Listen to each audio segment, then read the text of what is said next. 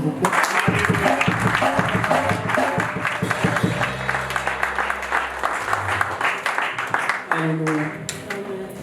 Vous le savez très bien avec moi que je ne suis pas trop bon en matière de chant.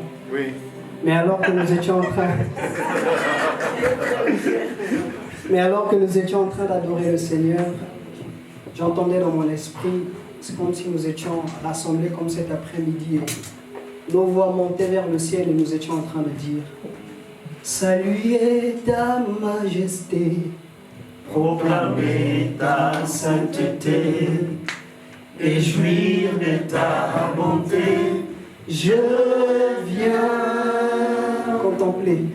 contempler auprès de toi les merveilles de ta croix qui font briller ma foi. Je viens pour te dire des mots, d'amour. À toi mon vrai secours, en qui je me retrouve. Je viens. Je regardais avec mon cœur la beauté de mon sauveur. Oui, en qui tout n'est que splendeur. Je viens. Et je voyais sur une toile les couleurs de nos espoirs. Oh, qui brillaient comme les étoiles,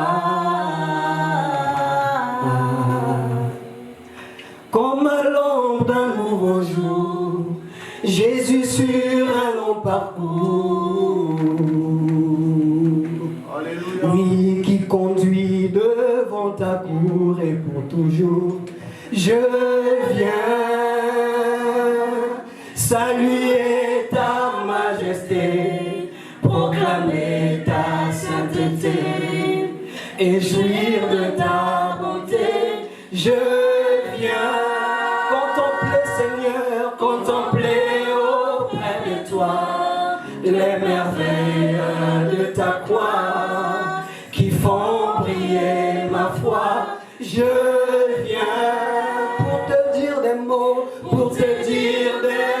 d'amour. À toi mon vrai secours, en qui je me retrouve. Je viens. Il n'y a que toi qui peux connaître tous les risques des dangers.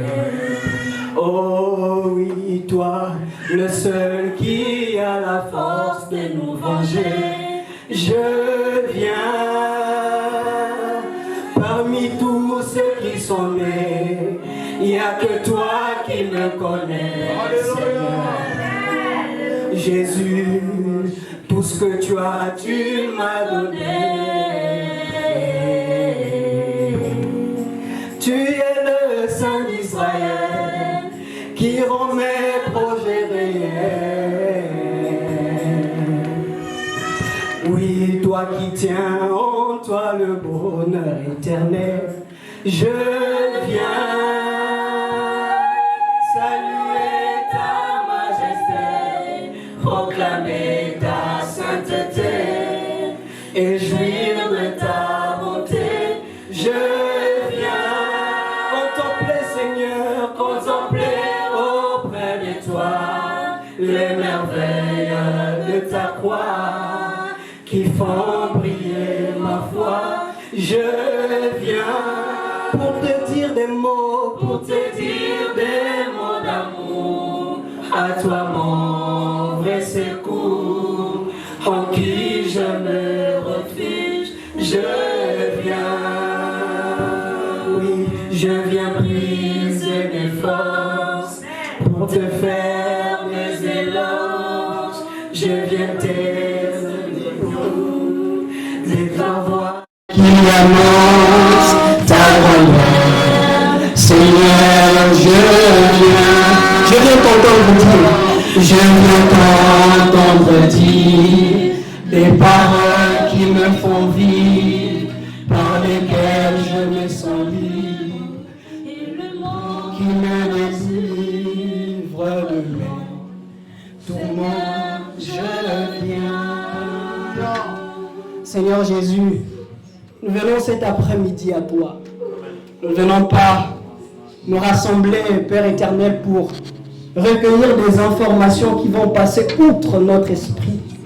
Nous venons à toi cet après-midi pour nous soumettre à ta parole, écouter ta pensée et nous procurer de ce que tu vas nous dire en cette saison comme ton serviteur l'a dit. Seigneur, merci parce que tu nous aimes autant. Lorsque tu nous aimes, tu ne vas pas l'écrire sur Twitter, sur Instagram, pour que quelqu'un vienne cliquer sur j'aime ou puisse faire un commentaire. Ton amour pour nous est réel. Ta parole déclare que ton esprit est le gage de notre appartenance. Seigneur, nous sommes fiers de t'appartenir et nous sommes fiers de faire partir du royaume des cieux. Amen. Merci Seigneur Jésus, toi notre Père, notre grand frère et notre ami. Au nom de Jésus, Amen. Amen. Est-ce que nous pouvons acclamer pour le Seigneur? Alléluia. Une fois de plus, merci beaucoup de ce que vous êtes là cet après-midi.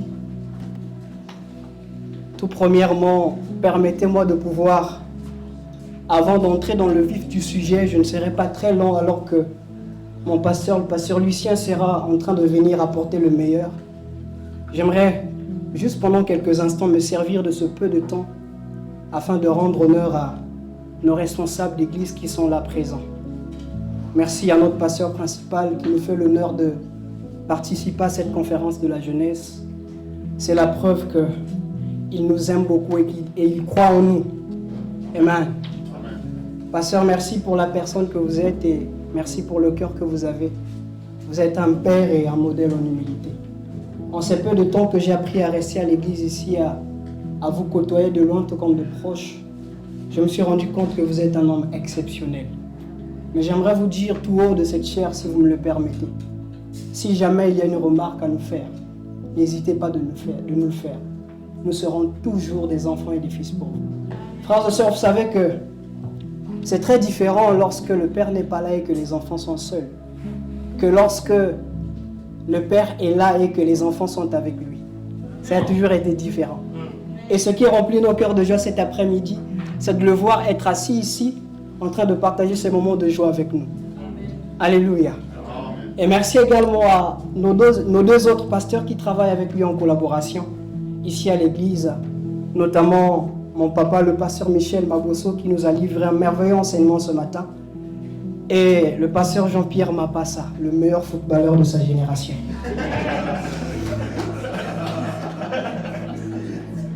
À tout moment que je le vois, je me pose des questions, mais est-ce que ce n'est pas pour des hommes comme le pasteur Jean-Pierre que le président Emmanuel Macron a renvoyé l'âge de la retraite jusqu'à 64 ans? Et je dis à Dieu, donne-moi la force physique qu'il a lorsque j'aurai atteint son âge. On a l'impression qu'il a un jeune de 39 ans, 40 ans, mais c'est plus qu'au-delà de ça. Est-ce que nous pouvons acclamer pour nos responsables?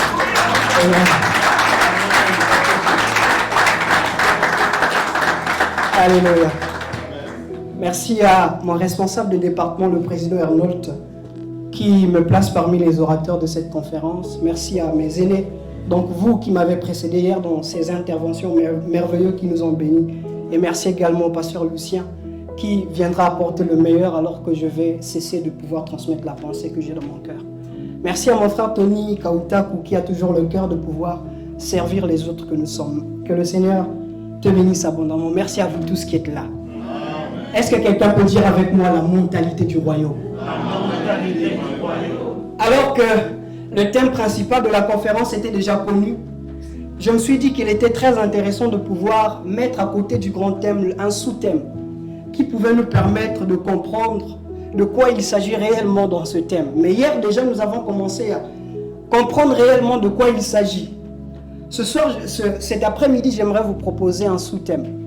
Lorsque notre vie devient un culte pour Dieu. Est-ce que tu peux le dire à ton voisin? Lorsque notre vie devient un culte pour Dieu. Amen. Et rapidement, j'aimerais vous inviter à lire avec moi dans le passage de base qui a été donné, l'épître de Paul aux Romains, chapitre 12 et les 2 premiers versets. L'épître de Paul aux Romains, chapitre 12 et les 2 premiers versets. L'épître de Paul aux Romains, chapitre 12 et les 2 premiers versets, je lis au nom de Jésus. Je lis dans la version Seigneur. Je vous recommande donc, frères et sœurs, à cause de cette immense bonté de Dieu, à lui offrir votre corps comme un sacrifice vivant, saint et qui plaise à Dieu. Ce sera de là, votre part, un culte raisonnable. Ne prenez pas pour modèle le monde actuel, mais soyez transformés par le renouvellement de l'intelligence, pour pouvoir discerner la volonté de Dieu, ce qui est bon, ce qui lui est parfait, ce qui lui plaît. Amen. J'aimerais rapidement vous proposer un autre passage, l'Épître aux Hébreux, chapitre 10, le verset 5. Très rapidement, sans pourtant pouvoir tergiverser. L'Épître aux Hébreux, chapitre 10, le verset 5, la Bible déclare: c'est pourquoi Christ, entrant dans le monde, dit: tu n'as voulu ni sacrifice, ni offrande, mais tu m'as formé un corps. Tu n'as agréé ni holocauste, ni sacrifice pour les péchés. Alors j'ai dit: voici, je viens. Dans le rouleau du livre, il est question de moi, pour faire, ô Dieu, ta volonté. Parole du Seigneur. Veuillez vous asseoir, s'il vous plaît. Il est très important de repartir dans l'originel pour comprendre là où est-ce que les choses ont commencé. Le but de mon message cet après-midi ne sera pas certainement de vous pousser à désirer l'onction. Le but de mon message ce soir ne sera pas certainement de vous pousser à aspirer à la puissance. Le but de mon message cet après-midi sera de vous pousser à découvrir la personne de Dieu et à comprendre ses attentes pour votre vie, pour ma vie, j'allais dire. Et même en rapport avec la loi de la première mention, qui stipule que si nous voulons comprendre un concept ou une expression dans la Bible, nous devons répartir dans l'ancienne alliance afin de voir dans quelles circonstances et dans quel contexte ce concept ou cette expression a été utilisée pour pouvoir comprendre le véritable sens.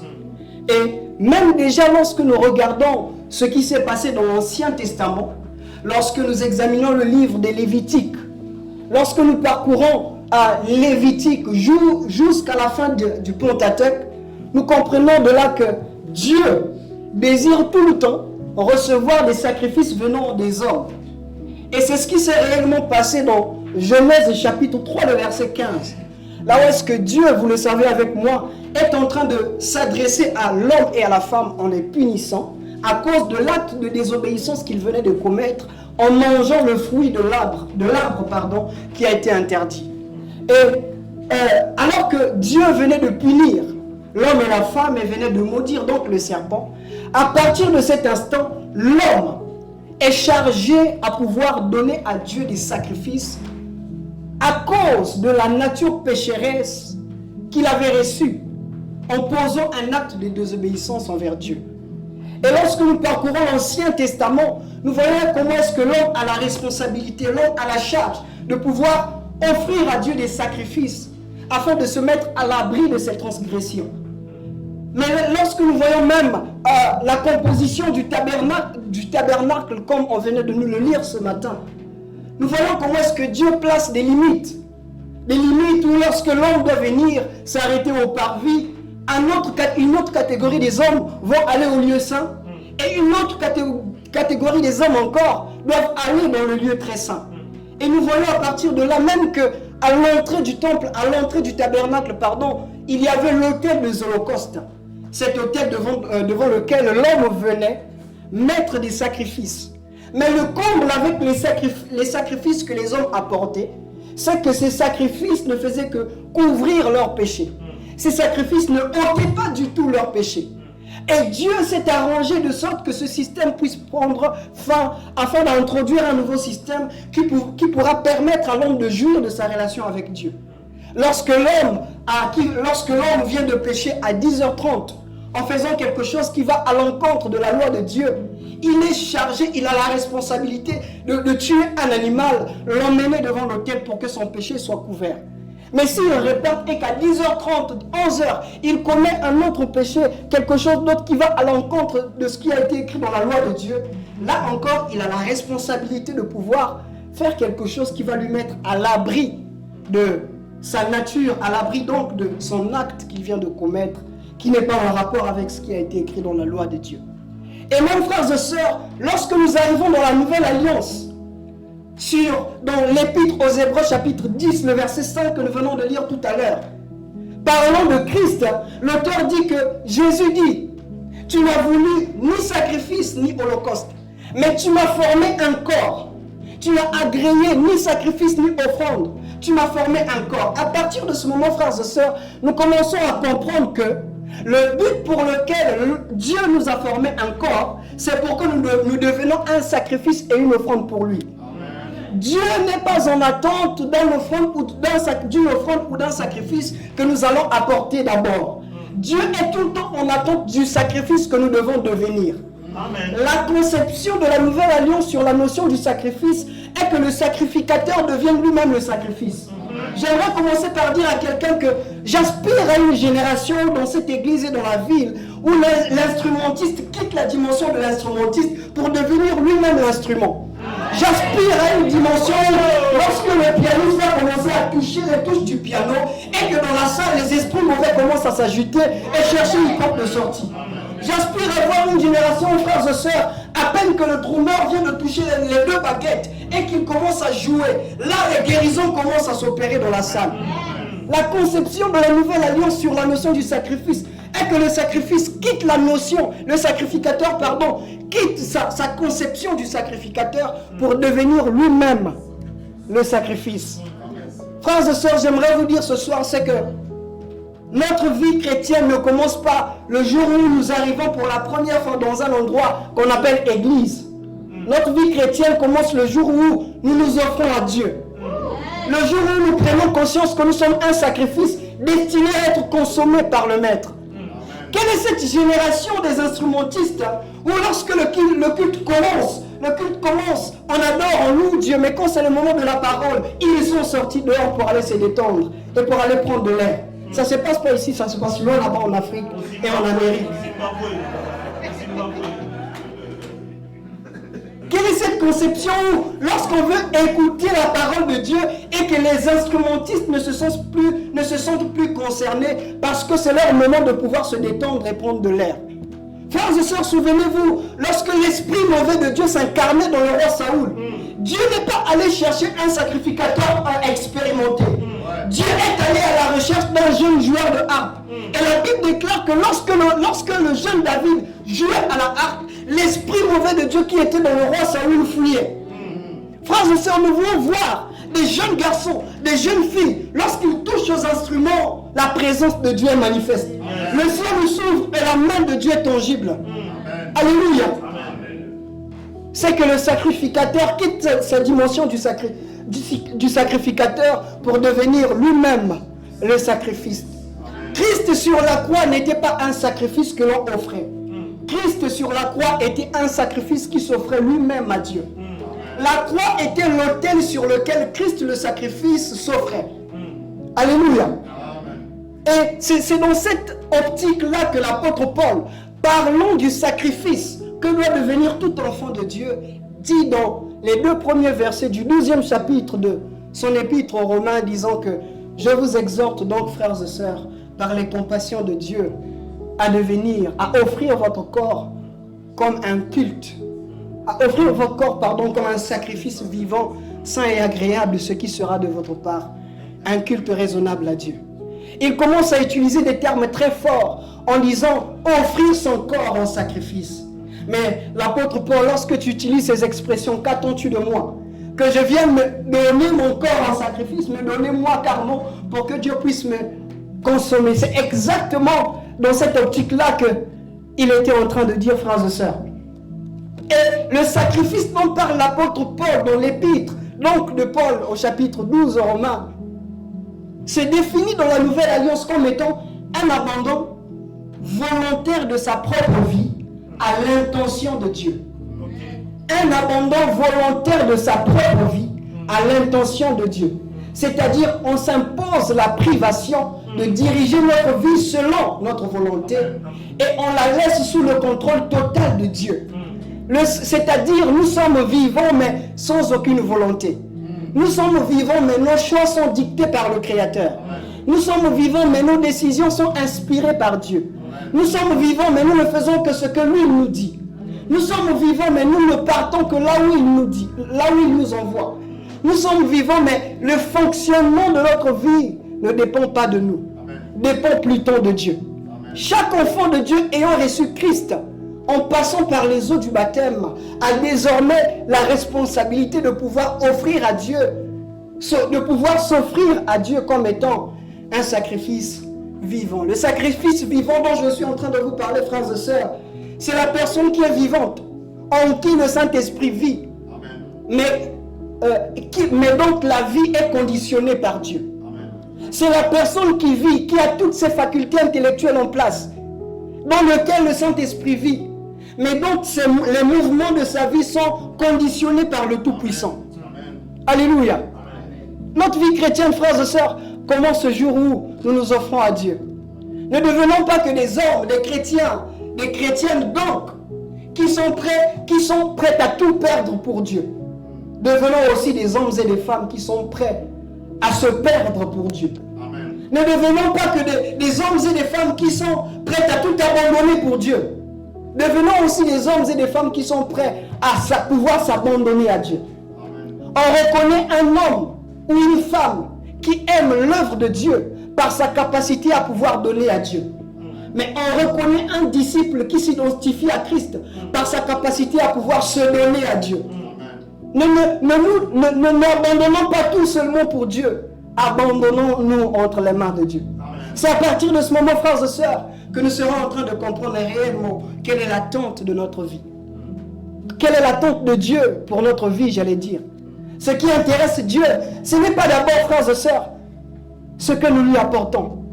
Dieu a un accent très particulier qu'il met sur le mouvement que nous effectuons lorsque nous venons à lui. Il regarde notre cœur. Il regarde ce que nous sommes devant lui. Lorsque nous prononçons des mots, il regarde la motivation dans laquelle nous prononçons ces mots. J'aime quelqu'un qui a dit, vous le connaissez très bien avec moi, le feu, Papa Lemoloto. Quand l'homme qui ne peut voir le cœur condamne, toi qui vis dans nos cœurs, tu compatis. Quand l'homme qui ne peut voir le cœur condamne, quand toi qui vis dans nos cœurs, tu compatis. Frères et sœurs, les hommes vont nous voir. Les hommes de ce monde, là-bas, dans la cité, vont nous voir, vont nous juger. Mais pourquoi il est tout le temps comme ça? Il aime parler de Dieu. Dieu qui vit dans nos cœurs compatit. Parce qu'il sait que nous sommes conscients de là où il nous a pris. Il sait que sans lui, nous ne pouvons aller nulle part. Frères et sœurs, les raccourcis du diable vous emmèneront partout, sauf là où Dieu vous attend. Les raccourcis du diable vous emmèneront partout, sauf là où Dieu vous attend. Il nous arrive de fois un moment de notre vie d'adopter des raccourcis. Mais ces raccourcis, frères et sœurs, ces chemins très courts vont nous emmener à gauche, à droite, sans pourtant nous emmener là où Dieu nous attend. Dieu est le seul qui peut vous emmener au nord en passant par le sud. Il est le seul qui peut vous emmener devant en commençant par derrière. La stratégie de Dieu pour faire de vous la tête, c'est de commencer à faire de vous le pied. Tant que vous n'êtes pas le pied, tant que vous n'avez pas cette mentalité, cette conception de pouvoir disposer votre cœur pour Dieu. Alléluia. Ce qui intéresse Dieu, c'est la façon dont nous nous donnons à lui. J'aimerais dire à quelqu'un cet après-midi que Dieu n'est pas comme un homme hypocrite qui ne désire que ce que tu as, sans pourtant aimer ce que tu es. Il n'est pas non plus, je vais équilibrer, comme une femme profiteuse qui ne veut recevoir que ce que tu lui donnes, et qui ne s'intéresse du tout à ce qu'elle ressent pour toi. Dieu vise toi d'abord. J'aimerais dire à quelqu'un, tu es l'objectif de Dieu. Tu es la préoccupation principale de Dieu. Tu es le but de Dieu pour ta famille. Tu es le but de Dieu pour le salut de ta génération. Les attentes de Dieu, c'est que toutes ces personnes qu'il a sauvées puissent devenir des canalisateurs, des canaux par lesquels leur famille sera sauvée. Frères et sœurs, il y a des gens qui sont comme des catapulteurs. C'est comme Jésus a dit à Pierre, Pierre, le diable vous a réclamé. Mais j'ai prié pour toi. J'ai prié pour toi. Le diable vous a réclamé, vous tous. Mais moi, j'ai pris la responsabilité que de prier pour toi. Il y a des gens qui sont comme des catapulteurs, qui sont comme des portes. Ils ont la responsabilité de pouvoir entraîner tous ceux qui sont derrière vers Christ. Frères et sœurs, il y a des hommes qui ne sont pas que des hommes. Il y a des hommes qui sont des portes par lesquelles doivent passer des gens pour atteindre la personne de Dieu. Le diable vous a réclamé, mais moi, je n'ai prié que pour toi. Frères et sœurs, ces choses vont commencer à se réaliser dans notre vie lorsque nous allons comprendre que nous devons nous donner à Dieu totalement. Frères et sœurs, nous avons perdu une race des enfants de Dieu dans l'église qui aspirent, qui désirent aux choses de Dieu, qui désirent la méditation de la Bible, qui désirent la prière, qui désirent passer du temps dans la prière personnelle. Vous n'aurez jamais les mêmes résultats avec quelqu'un qui se donne entier à Dieu. J'aimerais le dire dans une autre façon, mais je ne trouve pas les mots qu'il faut. Le temps que vous passez dans le secret, j'aimerais le dire autrement, mais je sais qu'avec les mots que j'ai, ça ne va pas marcher. Je préfère le laisser passer. Tu parles bien. Alléluia. Tu parles bien. Alléluia. Nous ne voulons pas une génération qui aime l'adoration, mais qui ne connaît pas le Dieu de l'adoration. Nous ne voulons pas une génération qui aime chanter les cantiques de Dieu, mais qui ne connaissent pas le Dieu du cantique. J'aimerais dire à quelqu'un, un chantre certainement dans la salle, l'impact dans le chant ne dépend pas de l'agréabilité de la voix. L'impact dans le chant dépend du poids de la présence de Dieu que transporte celui ou celle qui chante. Nos cultes vont commencer à être des lieux de transformation. Lorsque les chantres vont commencer à se considérer comme étant, non comme étant des simples chantres, mais comme des chants eux-mêmes. Quelqu'un a dit dans l'adoration, on ne chante pas que pour Dieu, on chante Dieu. On chante le Dieu qu'on a rencontré dans le secret. On chante le Dieu qu'on a rencontré personnellement. Nous voulons une génération de frères et sœurs, des jeunes qui aspirent à chanter pour Dieu, servir Dieu, mais en se donnant totalement à Dieu. Frères et sœurs, Dieu ne fera rien avec vous si vous ne vous donnez pas totalement à lui. Le frère que vous voyez devant vous cet après-midi, dans ma vie, je n'ai jamais voulu être le prédicateur qui vous parle ce soir. Je me rappelle comme si c'était hier, lorsque j'étais tout jeune, j'avais 16 ans, et que j'étais chantre. J'étais en train de dire à Dieu, donne-moi de chanter pour toi. J'écrivais lorsque j'ai donné ma vie au Seigneur. Et lorsque je l'ai reçu dans ma vie, j'écrivais des chants. J'ai commencé à écrire un journal. Je disais à Dieu, donne-moi des textes. Et je commençais à écrire des chants que les gens se transformaient. Je commençais à écrire des textes que les gens transformaient en chants. Dieu ne m'a jamais donné une belle voix. Il est souverain. Je lui dis merci de ne pas faire de moi un chanteur exceptionnel. Parce qu'il me connaît mieux. Certainement, il sait que par cette voix, j'allais me perdre. Frères et sœurs, aussi longtemps que vous allez prendre la conscience que vous êtes un sacrifice destiné à être consommé par le Créateur. Lorsque l'homme laisse tout pour Dieu, Dieu laisse tout pour lui. Certainement, tu te dis, mais oh là, je ne vis pas trop bien ma jeunesse, mais je vois des amis, des collègues, des copains aller au cinéma, etc. Aller boîte de nuit, mais moi je ne vis pas trop. J'aimerais dire à quelqu'un, si c'est pour Dieu, vous savez, il y a des moments de nos vies où lorsque nous comprenons mieux les choses à une étape donnée, nous disons, ah, donc c'est pour ça que Dieu ne voulait pas que je parte là-bas. Ah, j'aimerais dire à quelqu'un, il arrivera un moment où tu vas te dire, je comprends maintenant, je comprends. Je comprends maintenant pourquoi Dieu ne voulait pas que je m'attache à cette personne-là. Oh, je dis à quelqu'un, cette période viendra dans ta vie où tu vas comprendre que Dieu t'attendait toi et non ton environnement d'abord. Le comble avec nous, c'est que nous, lorsque nous venons à Dieu, Seigneur, je veux être ceci. Dieu te vise toi d'abord. Il ne vise pas d'abord ce qu'il veut faire avec toi. Tu es son objectif, tu es son but principal à lui. Alléluia. Et au cours de ce message, alors que le temps s'écoule, je vais partager avec vous 3 points, 3 conséquences qui se produisent lorsque notre vie devient un culte pour Dieu. 3 résultats qui se produisent lorsque notre vie devient un culte pour Dieu. Lorsque notre culte devient un style de vie.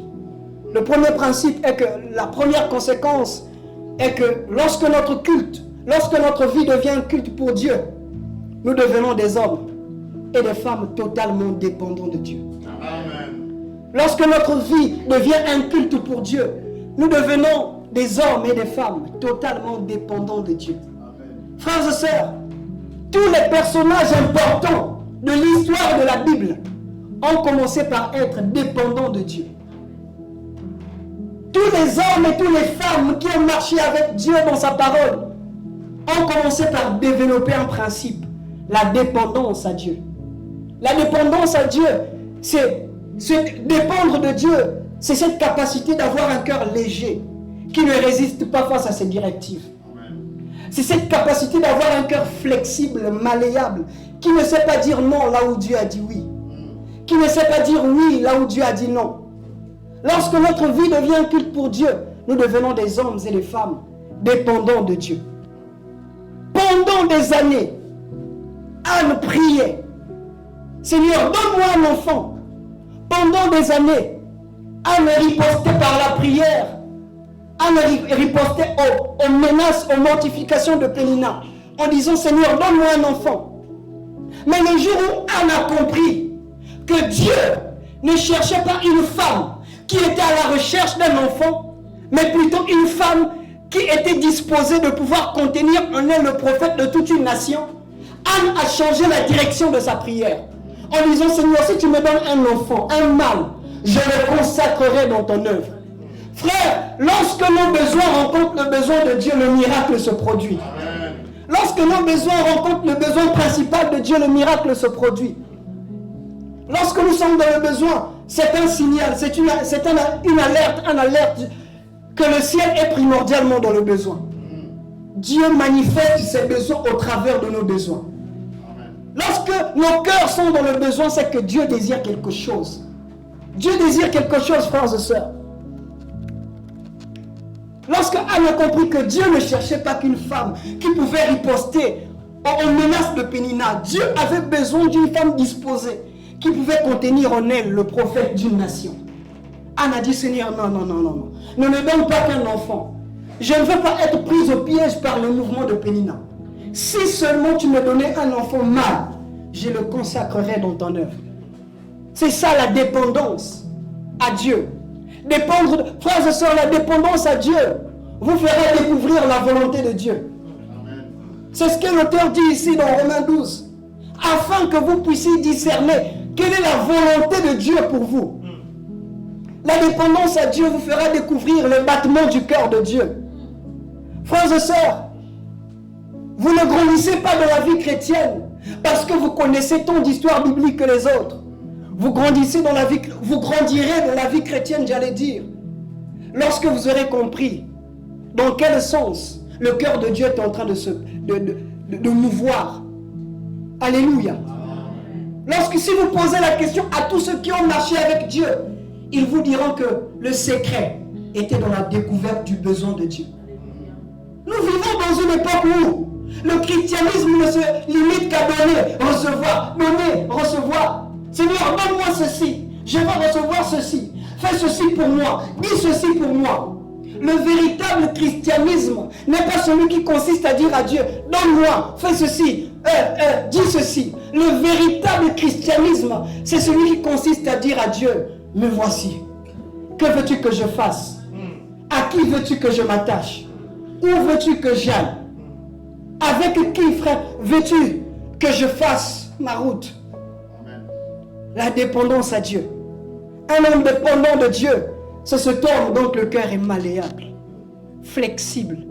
C'est cet homme dont le cœur ne résiste pas à l'orientation de Dieu. La Bible dit très bien en disant que il n'est pas donné à l'homme de diriger sa vie par ses propres pas. Quelqu'un a dit que la vie est trop dure pour que tu la conduises toi-même. Mais lorsque nous avons Christ, j'aimerais dire comme le pasteur ancien, Lorsque nous avons Christ ancien, nous avons l'essentiel. Amen. Alléluia. Amen. Dépendre de Dieu. Alléluia. Et l'hymne, alors que je suis en train de passer au second point, j'aimerais avant de conclure ce premier point, nous donner l'exemple de Christ.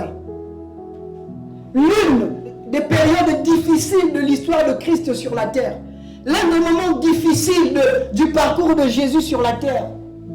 Certainement ça va vous scandaliser, mais ce n'est pas à la croix. C'est à Gethsémane, sur le mont des Oliviers. Là où la Bible déclare pour la toute première fois, la Bible déclare que son âme était abattue jusqu'à la mort. Et il appela Pierre, Jean et Jacques. Il leur dit, venez avec moi. Mon âme est abattue jusqu'à la mort. Et lorsqu'ils arrivèrent sur le mont des Oliviers, à un moment donné, il s'est écarté d'eux. Il faisait nuit, il est parti dans un endroit bien éloigné. Il a commencé à dire à Dieu Père, éloigne de moi cette coupe. Mais j'ai aimé la suite. Il a dit toutefois, non pas ma volonté, ta volonté à toi. Frères et sœurs, la dépendance à Dieu vous fera découvrir la volonté de Dieu. Ce que Christ a vécu à la croix n'était que la conséquence d'une décision qu'il a prise sur la montagne des Oliviers. Toutefois, non pas ma volonté, que ta volonté à toi se fasse. Lorsque le diable veut vous détourner du plan de Dieu et de la voie de Dieu, il vous donne le désir de se sentir libre et indépendant. J'aimerais dire à quelqu'un, toute personne qui devient indépendant dans sa marche met un stop dans sa relation avec Dieu. Toute personne qui devient indépendant dans sa marche, dans sa vie chrétienne, met un stop dans sa relation avec Dieu. C'est à partir de ce moment que nous arrêtons de grandir. Frère, vous savez, il y a des moments où Dieu sait comment endurcir les cœurs des hommes pour orienter nos regards vers lui. Moi, je sais que je vais acheter une voiture de 2500 €. J'ai 1500 €, c'est un exemple, j'en ai pas. Copine, on a la fin. J'ai 1500 € et il me manque 1000 €. Je cadre déjà, je trace déjà le plan, la liste. Je sais que là, il y a ma soeur Grace Rambiakou qui peut me donner 300 €. Ensuite, j'ai ma soeur Gérielle, 300 €, 600. Et là, je crois que si j'appelle le frère Finet, il y a au moins 400 € qui va sortir. Déjà combien? Je viendrai à la fin. Il y a 400 € qui fait 1000. Mais lorsque nous partons vers eux, ils ne donnent pas, non pas parce qu'ils ne l'ont pas, mais parce que Dieu endurcit leur cœur, dans le but de pouvoir orienter nos regards que vers lui seul. Frères et sœurs, toutefois lorsque les hommes vous disent non, ce n'est pas qu'ils ont été dans l'incapacité de pouvoir vous apporter de l'aide. C'est une stratégie de Dieu, de vous ramener vers la source. J'aimerais dire à quelqu'un, ne te détache pas de ta source. La racine n'a pas besoin des feuilles pour grandir.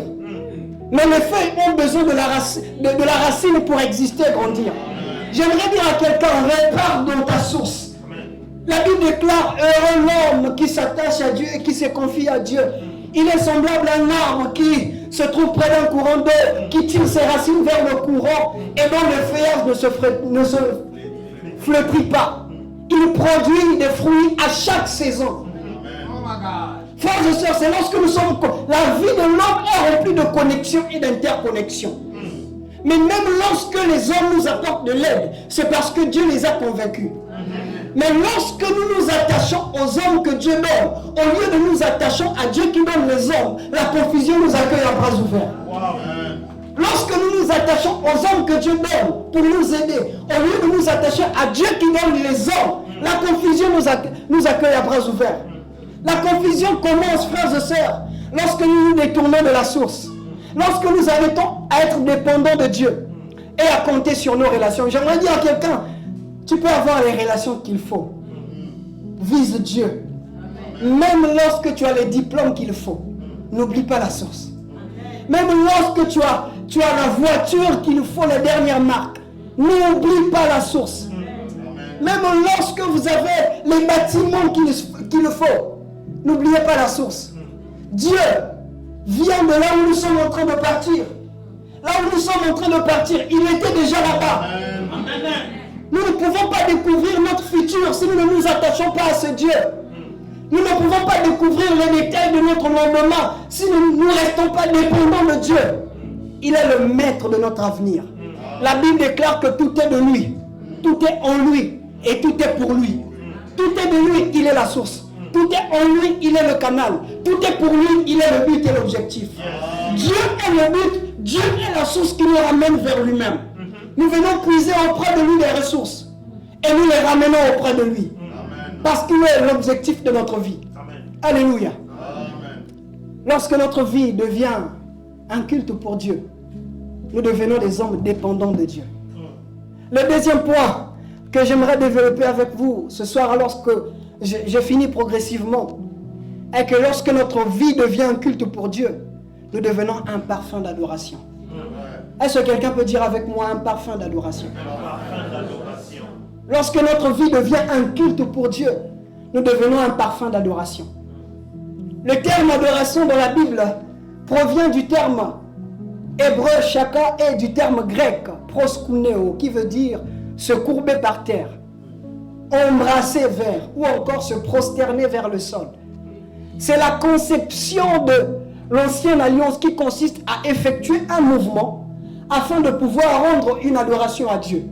Mais lorsque nous repartons à l'époque où Abraham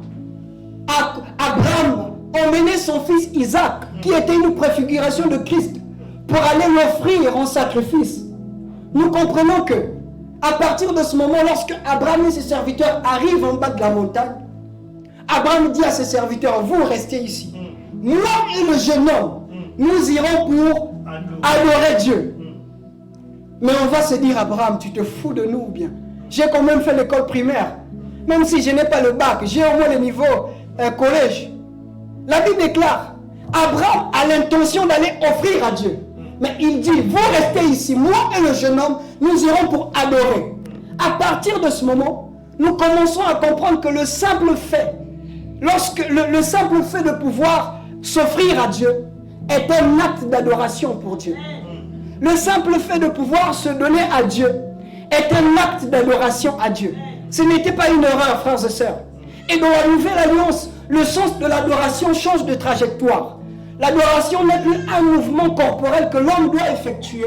L'adoration, il est donc question d'une vie que l'homme doit manifester. L'adoration n'est plus un mouvement corporel que l'homme doit effectuer. Il est donc question d'une vie que l'homme doit manifester. Et l'adoration dans la nouvelle alliance se définit comme étant l'expression de la nature de Dieu. C'est-à-dire exprimer Dieu au travers de notre vie. Renvoyer à Dieu l'image de ce qu'il est par la qualité de notre vie. Ainsi la Bible dira, nous tous découverts le visage, contemplons comme dans un miroir la gloire du Seigneur et nous sommes transformés en la même image de gloire en gloire. Notre vie commence à devenir une adoration lorsque nous devenons le miroir de Dieu. Frères et sœurs, les hommes nous suivent à l'église parce qu'ils voient le témoignage intérieur. Ne vous battez pas à embellir votre être extérieur. Battez-vous à transformer le dedans. Lorsque votre dedans est transformé, vos actes et vos œuvres ne seront que le reflet de ce qui s'est passé à l'intérieur.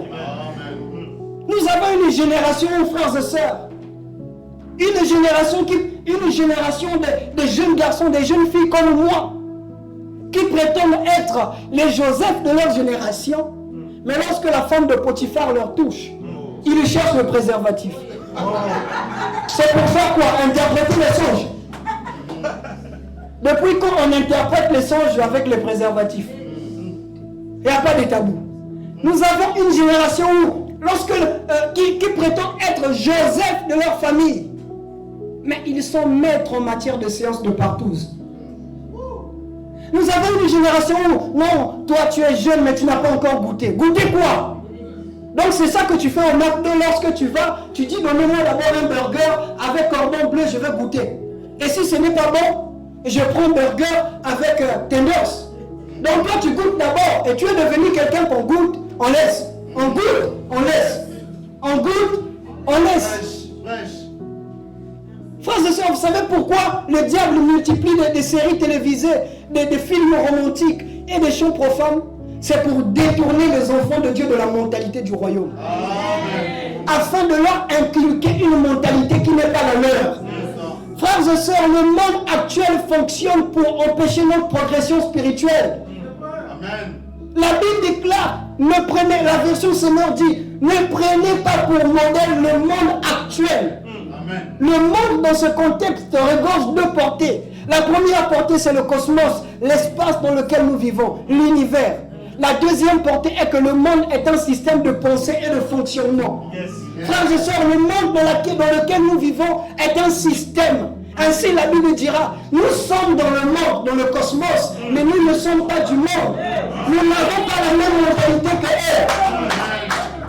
J'aimerais dire à quelqu'un, tu n'as pas la même mentalité que eux. Lorsqu'ils te disent que tu n'as pas encore goûté, il faut lui dire goûter quoi? L'émail ou bien la mayonnaise? Je vais goûter quoi? Et tu vas passer tu vas déterminer toute ta vie à goûter ou à être un élément de goûtage de quelqu'un d'autre qui ne va jamais t'épouser. Et donc toi, on te goûte toi pour aller épouser quelqu'un d'autre. C'est comme ça? Je sais que vous n'aimez pas cette partie, mais tant mieux.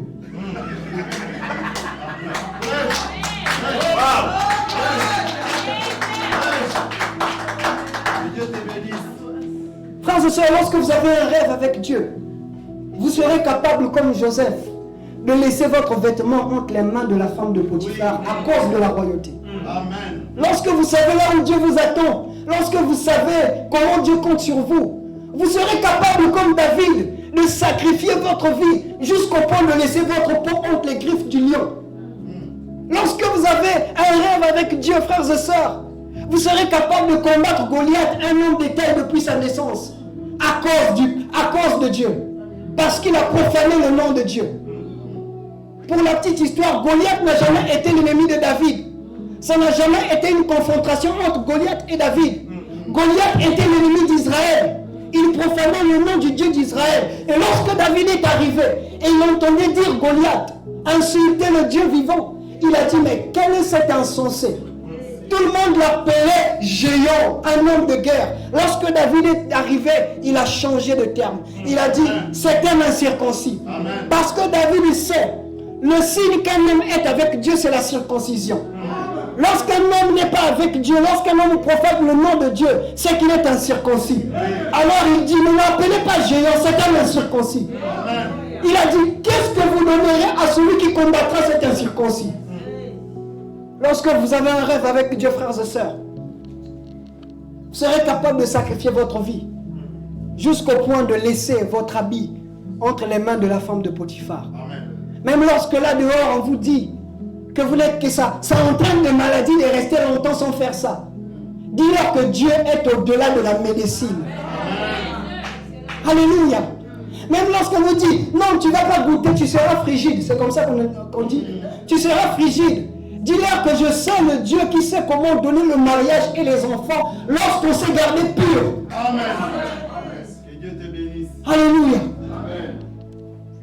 Lorsque notre vie devient un culte pour Dieu, nous devenons un parfum d'adoration. Amen.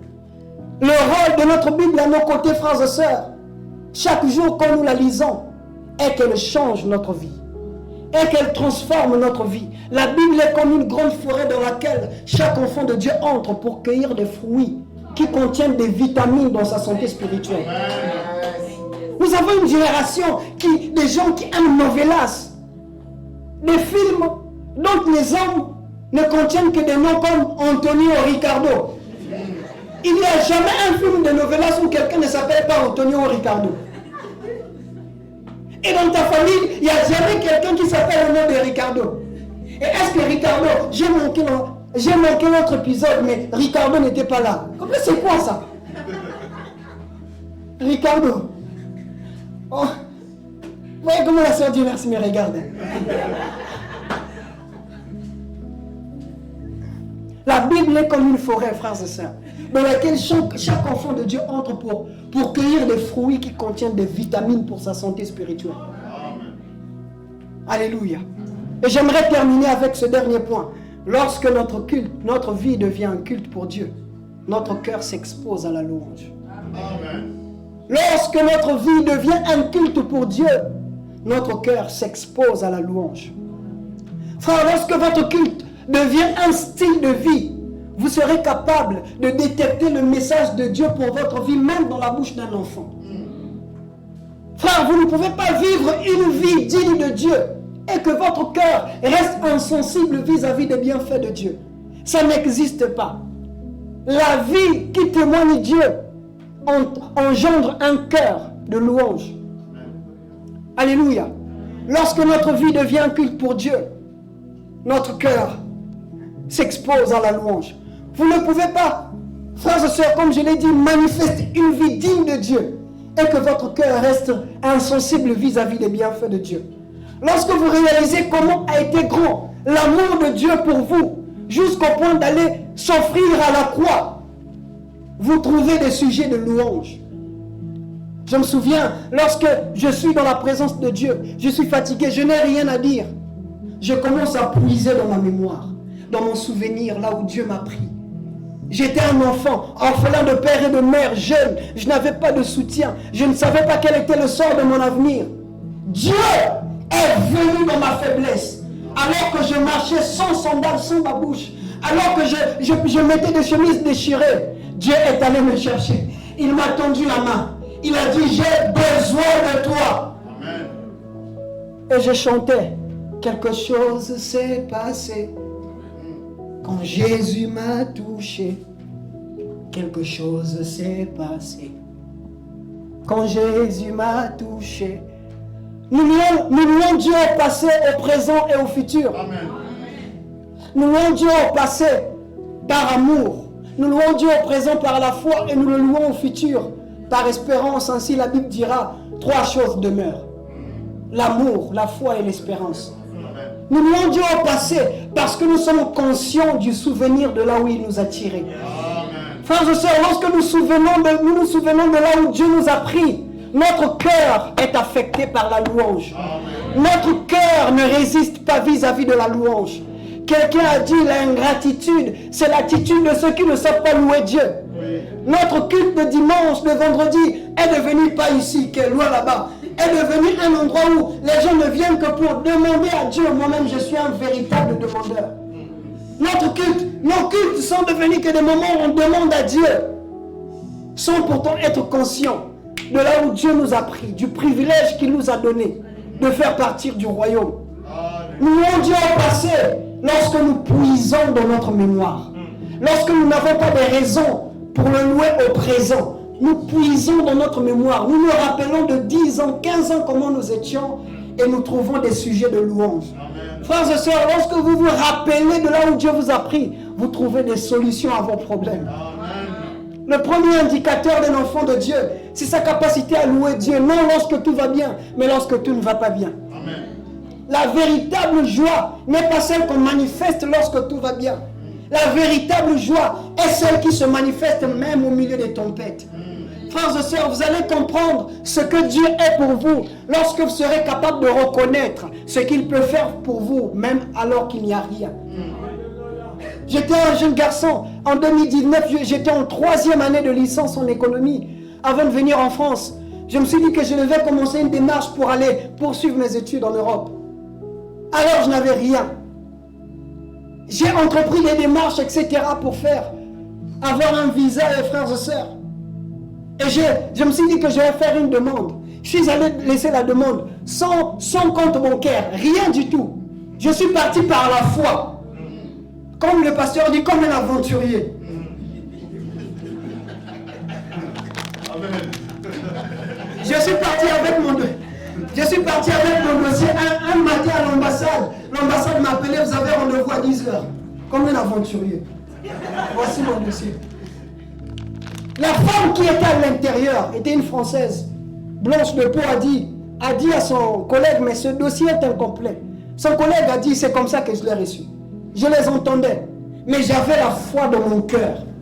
Frère, quand Dieu a été fidèle dans votre vie, même pour un pain, croyez en lui même pour un avion. J'aimerais dire à quelqu'un, nos problèmes, nos épreuves d'aujourd'hui sont nos témoignages de demain. Nos soucis d'aujourd'hui sont nos témoignages de demain. Le but pour lequel Dieu nous expose aux épreuves, c'est pour préparer notre cœur à la louange. J'ai laissé mon dossier, je suis parti. Une semaine après, ils m'ont rappelé, venez prendre votre passeport à l'ambassade. Je me suis dit, ah, Kuna Balembi. Donc certainement, ils sont fatigués avec ce dossier-là. Laissez-moi aller prendre ça. Quand je suis allé, le monsieur m'a fait ça. Il m'a montré un visa Schengen. J'ai dit, mais il a dit, non, calmez-vous d'abord. Il a signé, j'ai pris. Je me suis assis au milieu d'une multitude de personnes en train de verser des larmes. Je ne comprenais pas, mais qu'est-ce qui vient de se passer? Frères et sœurs, j'aime quelque chose dans la louange. Il y a dire merci à Dieu pour ce qu'il a fait. Il y a dire merci à Dieu pour ce qu'il fait. Mais il y a aussi dire merci à Dieu pour ce qu'il n'a pas encore fait. C'est ce qu'on appelle la louange anticipative. On précède le miracle. On dévance le miracle. Oh my goodness. La louange anticipative, c'est cette louange qui consiste à dire merci à Dieu avant qu'il me fasse. Je dévance le miracle. Alors que le miracle n'est pas encore là. Je marche déjà pour le toucher. Frères et sœurs, ainsi la Bible dira, rendez grâce à Dieu en toutes choses. Ainsi sera la volonté de Dieu pour votre vie. Ce que Dieu veut, c'est que vous le louez, non pas seulement lorsque vous avez, même lorsque vous n'avez rien. La louange anticipative nous permet de nous positionner entre notre présent et notre futur. Frères et sœurs, lorsqu'il m'a donné le visa, j'ai pris un taxi. Je suis allé avec des larmes. Ce jour-là, j'ai bien mangé. Je suis allé dormir. Pour dormir, je me suis revenu le matin. Je ne croyais pas. Je me dis, je serai en Europe. Je suis allé payer le billet que les bien-aimés de la foi ont récolté. J'ai payé. Et lorsque je partais, lorsque je prenais l'avion, le Seigneur me rappelle ce passage qui dit, lorsque l'Éternel ramena les captifs de Jérusalem, nous étions comme ceux qui faisaient un rêve. Frère, il y a des situations dans lesquelles vous allez vous retrouver comme dans un rêve. Vous ne savez pas, mais est-ce que je suis réellement en train de vivre ce que Dieu a dit? Il y a des situations dans lesquelles vous allez dire, mais est-ce que c'est un rêve ou quoi? Lorsque l'Éternel ramena les captifs de Jérusalem, nous étions comme ceux qui font un rêve. Frères et sœurs, la vision, je termine par cette expression, la vision. Je parle de la vision de notre vie, pas de l'église. Ça, si vous voulez savoir, allez-y demander à nos pasteurs. Au plan 33, tu veux parler de la vision ici. C'est notre pasteur, notre papa Nathan et notre papa Michel de ça. Alléluia. La vision, c'est la capacité de voir là où on veut arriver. De croire qu'on y arrivera, alors qu'on n'a pas encore commencé le trajet. Frères et sœurs, la vie avec Dieu est un voyage. Je ne connais pas certainement ma destination, mais je sais que si Dieu est avec moi, le voyage sera meilleur. Frères et sœurs, alors que je termine, j'aimerais vous dire ceci. Votre vie sur la terre n'aura pas un sens si vous n'avez pas vécu pour atteindre les buts de Dieu. La longévité sur la terre n'a pas son sens si l'homme n'a pas vécu pour atteindre les buts de Dieu. Adam a vécu 970 ans, nous a laissé pour héritage le péché. Jésus n'a vécu que 33 bonnes années, nous a laissé pour héritage la vie éternelle. Lorsque vous vivez pour dépendre de Dieu, Dieu surprend votre intelligence. Il surprend vos calculs. Il confond vos mouvements. Il te dit ce soir, lorsque ta vie devient culte pour lui, tu deviens un homme totalement dépendant de lui. Lorsque ta vie devient culte pour lui, tu deviens un parfum d'adoration. Lorsque ta vie devient culte pour lui, ton cœur s'expose à la louange. Il y a des gens que nous voyons dimanche qui louent Dieu à haute voix, qui disent Amen. On se dit, mais lui, il montre quoi? Qu'est-ce qu'elle veut faire montrer? Frères et sœurs, vous ne pouvez pas comprendre l'intensité des prières de quelqu'un si vous ne connaissez pas ses problèmes. Vous ne pouvez pas comprendre la portée des prières d'intercession de quelqu'un si vous ne savez pas c'est par quoi il passe ou il est passé. Alléluia. Lorsque notre vie devient culte pour Dieu, notre cœur s'expose à la louange. Est-ce que nous pouvons baisser nos têtes un moment?